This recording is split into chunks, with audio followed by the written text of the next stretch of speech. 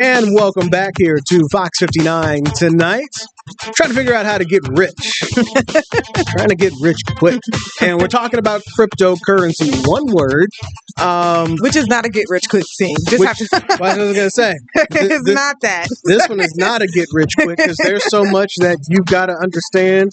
And that's why we have Keisha A Mitchell here, who says, hey, you can't be an expert just yet. But as far as in the room, between the two of us, she's the expert. Yeah, I have to tell people, no experts, just early adopters. You know, only people who've been doing it longer than you. You know, that's all. So you've found success with talking about and teaching about cryptocurrency. And so if for those who are just joining us, you'll also be at the Indianapolis Public Library. I am. For the next 2 Thursdays, we had our first class today, but the block is a crash course of 3-week classes that take about an hour, 45 minutes to an hour. We bring the kids in, we talk to them about, digital financial literacy and decentralized financial principles, and how to get on chain safely and confidently. And we will be doing that throughout the year. This right now at Glendale Library for these next couple of weeks, in September at the Michigan Road branch, and then in October at the Central Library branch.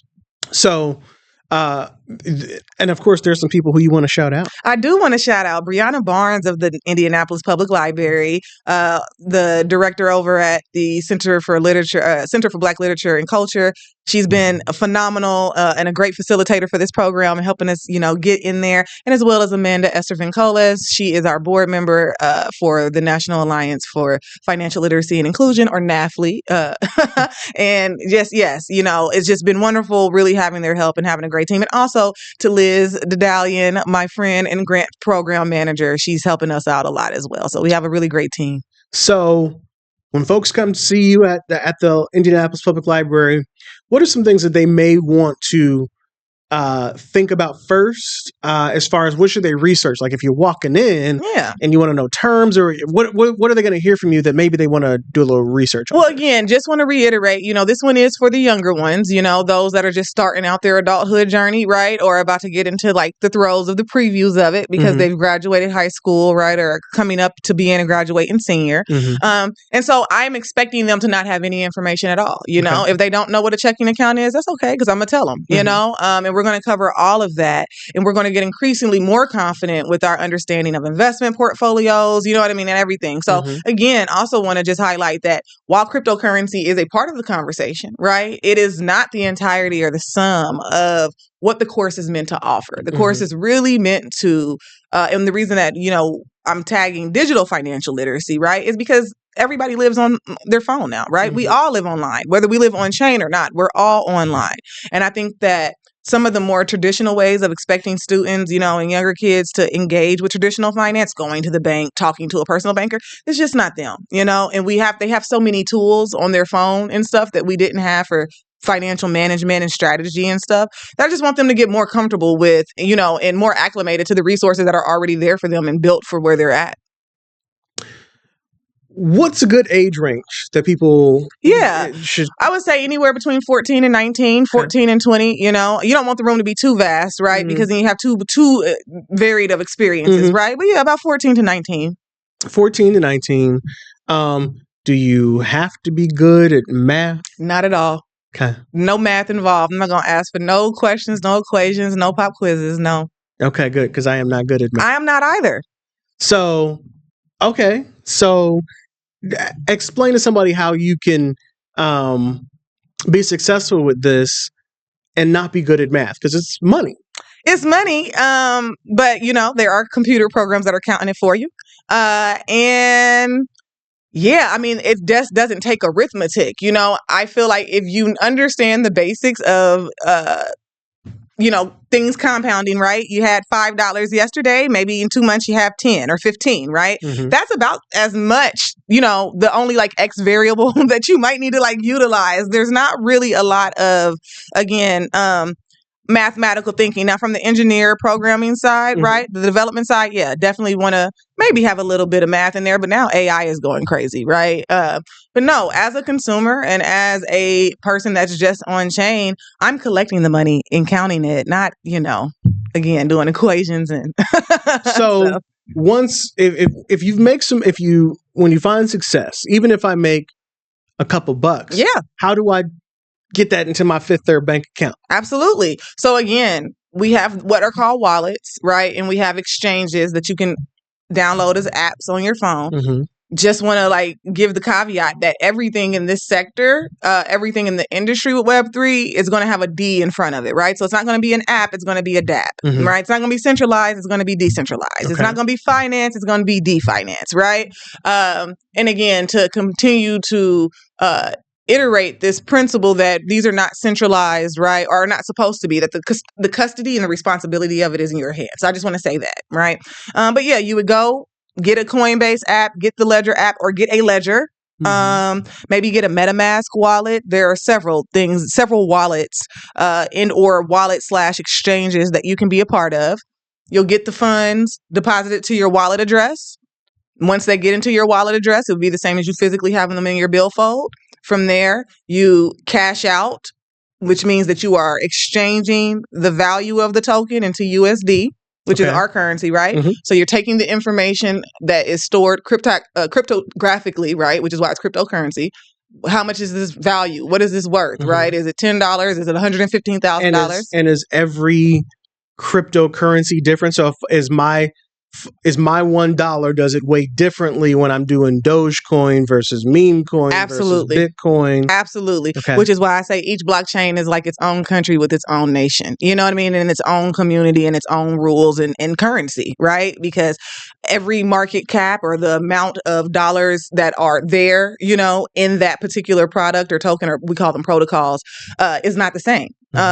We know that, you know, Bitcoin is the highest, that it's crazy for a token to really be one piece of value, right? To be $115,000. I mean, we know that means that if it continues to go up, as it will, it's going to, and already has, outpriced a lot of the American public, right? So you see, even in that way, again, and let's take it back just 18 years ago when these things were less than a penny a share. You know what I mean? So, or a penny a token, rather. So you think about that, right? And it's like, wow, exponential growth. No, everything is not seeing the same amount of growth. And remember as well, that's why I say we call them altcoins, which is short for alternative. We look at what Bitcoin is doing because it's been here the longest, has amassed the most value, and is the most popular socially, right? And then we judge all of the other coins and we see how the other communities and cultures of those coins are assigning value, allocating value, distributing it back to their members of their community, right? You have what you mentioned earlier, meme coins. Meme coins are called that because of their virility, right? What is a meme coin? Yeah, and is it not? It's not a meme. So what is a meme? Tell me, what is a meme? The fun, usually pictures that describe a situation. That is what we have come to know memes as in English language, but to be mimetic, it just means that you are highly adaptable and highly copyable, basically, right? So again, I was speaking about Black people in language, right? Which makes sense because a meme is usually adaptable to multiple different situations. Right, and the same people might not have the same understanding of it. It's like a hieroglyph, right? You kind of don't, it could just be a picture and you and I are going to have a different understanding of it than maybe our Hispanic friends, right? Or you know what I mean, right? So that's what it is. It's mimetic culture, and it's how so a meme in a meme token is referring to a token's value being mainly social and viral, right? It is becoming more valuable because of its popularity, which of all the token types, stable coin, alternative coin, or meme coins are the riskiest because what's popular today might not be popular in 30 minutes. Now the Haktua girl. You know what I'm talking about? I do, yes. And she did what we call a rug. Was that a meme coin? That was a meme coin. Trump coin, meme coin. Melania, meme coin. Doge, meme coin. It's kind of rebranding itself, right? But yes, these are all things. And why do we know that they're meme coins? Because they're not issued by, again, a company or, a blockchain that's like a super formal blockchain in the space, right? Sometimes they're just programmed by individual people who have the capacity to just, create coins. And again, they get public buy-in, You saw entities like Pump Fund earlier this year kind of have a lot of controversy because they were having people do really Black Mirror things, right? To get people to engage with their token so that the token value would go up. Killing goldfish, harming themselves, on camera and stuff. And so again, it's really about attention and the value of attention. Now that can come with a dollar amount and often does. But the reason why it's so dangerous is because unlike a stable coin or altcoin, because there's no formal entity running it, right? Mhm. If I, as a developer, were like, okay, thank you for my $30,000. Thank you for believing me in enough to get me to 30,000. That's exactly what I needed. And I take all of that. There's no longevity, right? There's no sustenance. There's no growth. And then a whole bunch of people who invested, again, that word, right? Invested in my asset and believed that it would be an asset they could leverage in the future. They got scammed. So when you talk about the Haktua girl, you said that she pulled a rug. What we call a rug, which is pulling the rug out from underneath you. You thought, oh, she's Haktua, she's popular, she'll be around for a long time. Most popular podcast in the nation, right? Maybe and we've had this thing in crypto, which, it's kind of like a whole nother conversation in itself. But I have to say it that, especially having been blessed to go around the world and do this, we are truly the only people that talk about cryptocurrency in the way that we do. Do you have a positive story, news piece that you've ever come across about cryptocurrency? Anything feel good at all? No. Right. How strange is that in a country as big as ours, right? How strange is that with as many people? It surely goes as a principle, right? That if one thing exists in the environment, the opposite exists as well, right? Everybody can't be a scammer. Everybody can't be a grifter. Now, yes, is there a high proclivity and propensity for it? It's a brand new industry, right? Without a lot of guardrails. When the country was first created, there was a lot of crime and propensity for, violence and danger too, right? But, there are a lot of good things happening. There are a lot of ways to really positively benefit. And when we see stories like the Haktua girl, right? And even to our own detriment as an industry, like the president really being our advocate, it's like not a great look. Now, did Trump with Trump coin or the Haktua girl with her coin, did they make any money? Oh, yes. Took it and ran. Absolutely. And I do not advocate that. Folks, please do not try this at home. But yes, but again, I do not I do not advocate or, anything. I do not deal with meme coins, right? For me, if it's not an Ethereum, if it's not a Solana, if it's not a Bitcoin, if it's not a USDC, I don't want it. I don't. There are other types of coins that come through, again, communities, right? Organizations and stuff like that their coin might not have a financial utility, but it has a social utility. They can trade it. We all remember NFTs, right? That was another type of token experiment where, again, they really fumbled it, like they fumbled the QR code, because you remember how the QR code existed for a long time and sat dormant, and then in COVID, nobody could go outside, and everybody was like, oh, we'll just use the QR code now, and then it made sense. NFTs could have had that moment had they just said that this is a representation of membership. And NFT stands for? Non-fungible token. Also a form of cryptocurrency. A form of smart contracts embedded into cryptocurrency. So yes, a way to transact on-chain and show value, which that value being your membership. What are you belonging to? What is this token? What door is this token opening for you, right? So maybe not what this token is purchasing, right? But what does it represent? Now, NFTs were mainly marketed as artwork, right? And the idea that you are buying into this artist's legacy, you have something that is going to accrue value over time, like anything physical will. Now, I actually only know what you're talking about on this part because of a movie. What movie? What is it's new movies, Kevin Hart movie. They are moving. This is what they do. They trade NFT, and it's hidden in the art, and then no one knows who the artist is, right? And then it gets weird and convoluted and stuff and it's like it doesn't even really work like that. I've seen some crypto heist films, and it's like, what are y'all talking about? I don't know what technology this is that y'all speak of, but it sounds sexy. It's called Lift. Is the movie. Had to look it up. It's kind of, to me, like in 1996 when Hackers came out, right? And it was like, what is this, right? Like, this is, for people who really do development, it's like, you don't see, code, you know what I mean? And binary codes coming down. That's not what you do, Right. So it's a lot of that going on, right? There are a lot of screenwriters. But again, they are taking the shared mythology now of how bad crypto is and how bad the actors are of crypto, right? And they're just producing more content around that. Truly, my mission, and of course I can't do it alone, right? But especially to the minds of the youth, because again, it matters what we say to them and what they see, Why expose them to a criminal element when there are completely legitimate ways that would be helpful to them for their life right now, And so also trying to correct some of that, I feel like.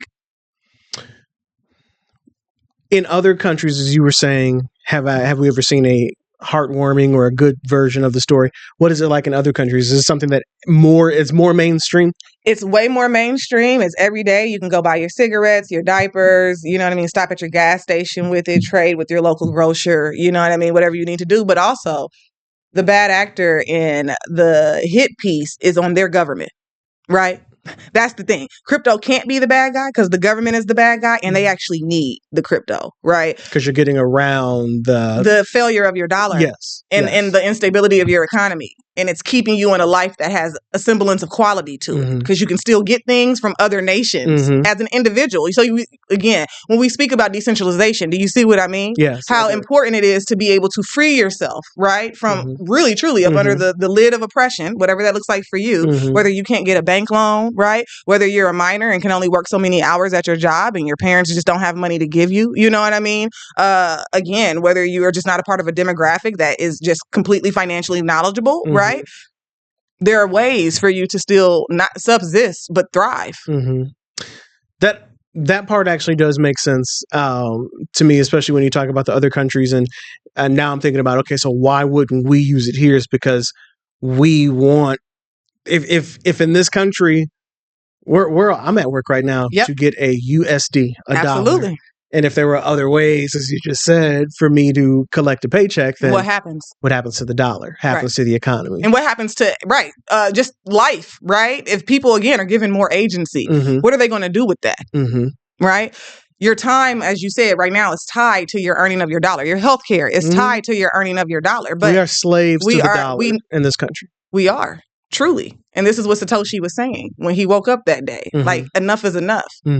Because what happens when our dollar fails us? You know, the real undercurrent of it is that, again, nothing lasts forever, you know, and we are in unstable times, or in unstable times, whether we know it or not, you know, and we are now dealing with an entity in our government, right, that's known for doing weird things with money. They're talking about taking 401ks and putting them in private equity. Like, there are reasons to be scared, but we are very much in a gilded cage, right, where, again, you're still at a job, right? You still get a job.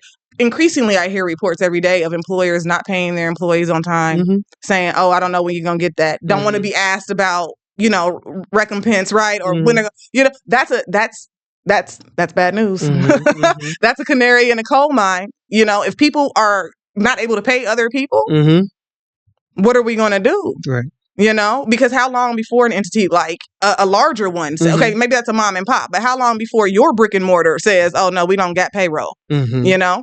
So you'll need an alternative, right? And it's nice to have another experiment or another thing that we've set up now globally that people believe the value of, which is all the dollar is. I tell people that all the time. The dollar is a shared delusion.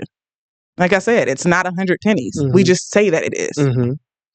Is there, what is the, if you had to pick out of the currencies, which one is the easiest to understand? Or which one is, if you're an American, which one is closest to understanding that it works like the dollar, but it's not a dollar? For sure. Bitcoin, because it's the most tied and it interacts the most like the fiat that we have in terms of, again, going up and down and kind of being its own gold standard. Like, we've had it for so long now that we've had enough historical lows and historical highs to know, you know what I mean? The track of what's going to continue to happen. So, and the community is huge, you know, not just internationally, but nationally. Like, there are so many Bitcoin communities, Bitcoin meetups, Bitcoin companies, you know?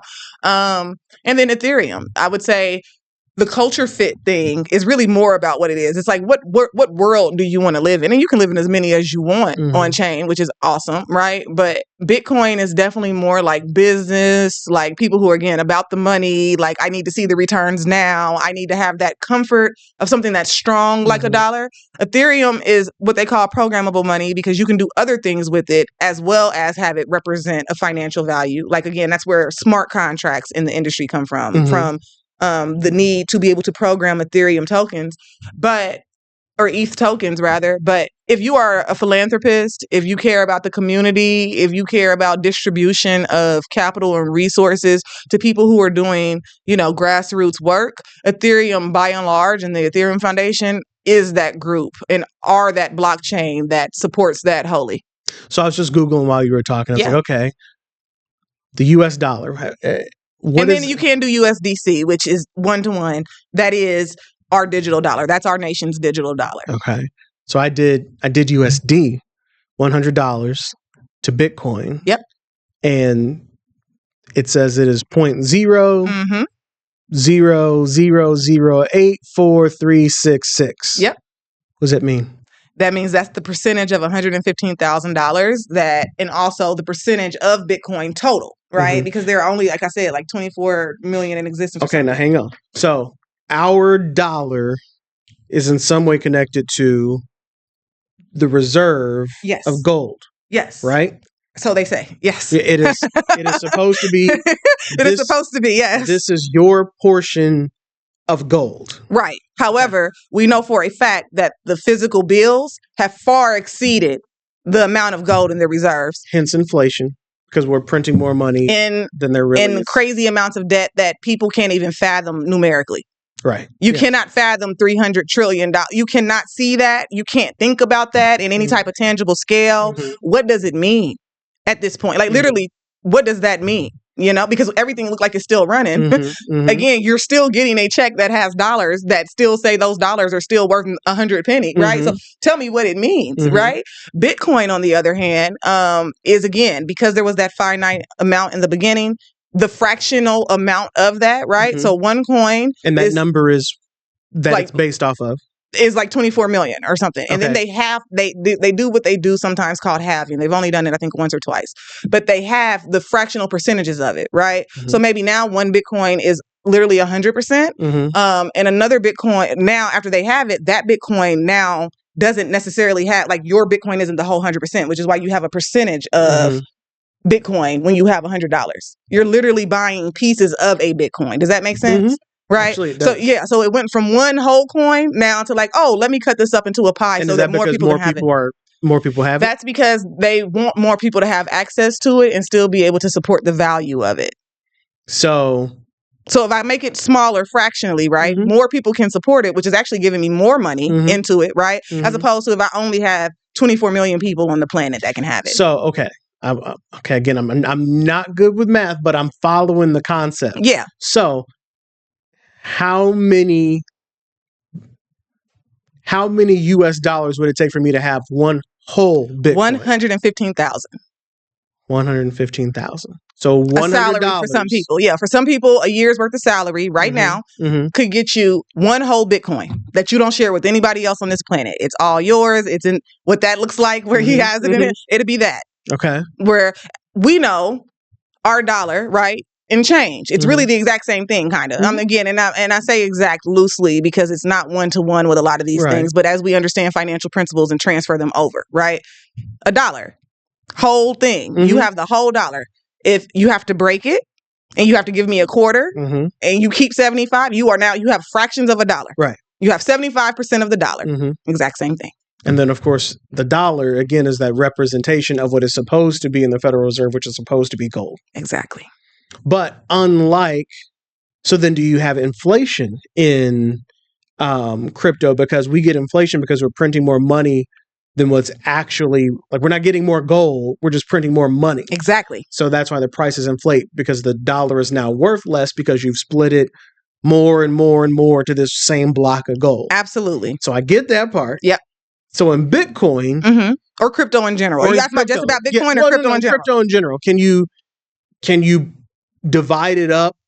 I mean, I guess you could if you divided it up so much that it was like, yeah, if you divided it up tied to a finite resource, which is why I say, are we talking about Bitcoin or crypto in general? Because every cryptocurrency, every token that's in existence isn't finite like that, doesn't want to be finite like that. You know what I mean? And doesn't have the same business model, we'll say, as a Bitcoin does. Will it ever cost me more than $115,000 to get an entire Bitcoin? Absolutely. In the next 6 weeks, absolutely.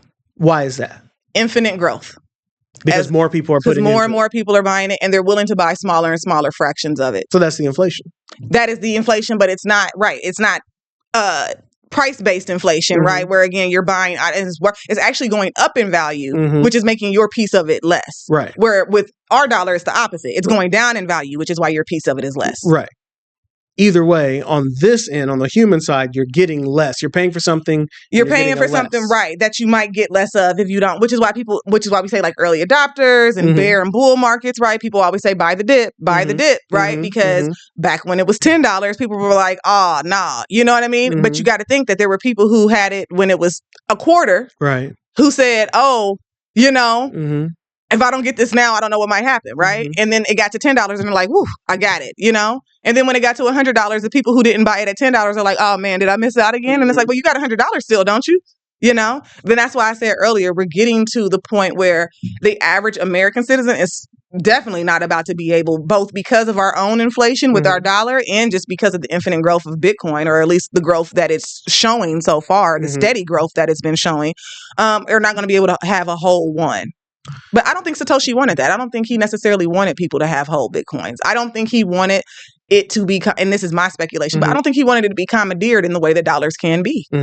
I think he wants that, you know, the finiteness of it keeps the value mechanism in place, but the fractional version of it allows for it to be ubiquitous and still be utilized at scale in mass. So I know you could talk about this all day. And if you want to hear more and hear her talk all day, you can, because you also have the Fuzzy Cow podcast. The Fuzzy Cow podcast. Absolutely. Shout that out. Tell everybody how they can hear that. Yeah. So you can go to YouTube, or you can go to www.thefzc. So, you know, Z, last letter of the alphabet, C, third letter of the alphabet.io.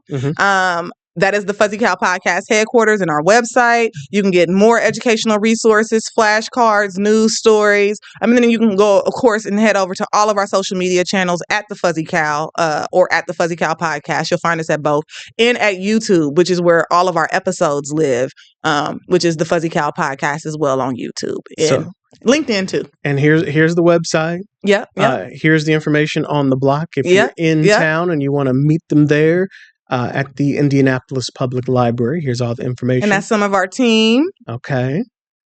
They're all going to be there? No, they're not all there, but they're in spirit and in heart. Okay. This is their work. Yeah. Their work is there.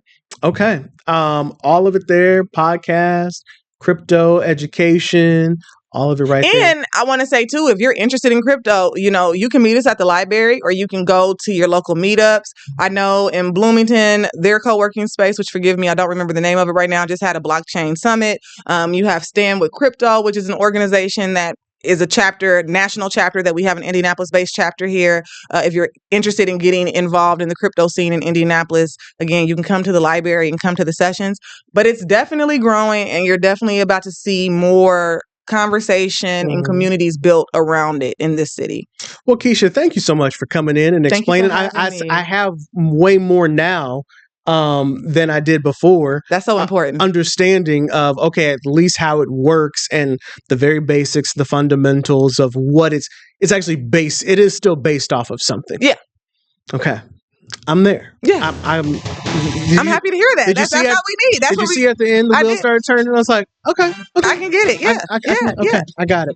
Keisha, thank you so much. Thank you, Cameron. Fuzzy Cow podcast to get more from Keisha A Mitchell. And of course, see him at the Indianapolis Public Library to learn more. Let's get rich, y'all. Let's get rich. That's going to do it for this edition of FOX59 tonight. I'm Cameron Riddle. Have a great night. I'll talk to you Sunday morning on my radio show on Hot 100.9 and 106.7 WTLC. And of course, back here on a weeknight at 8 o'clock on FOX59 tonight. Good night.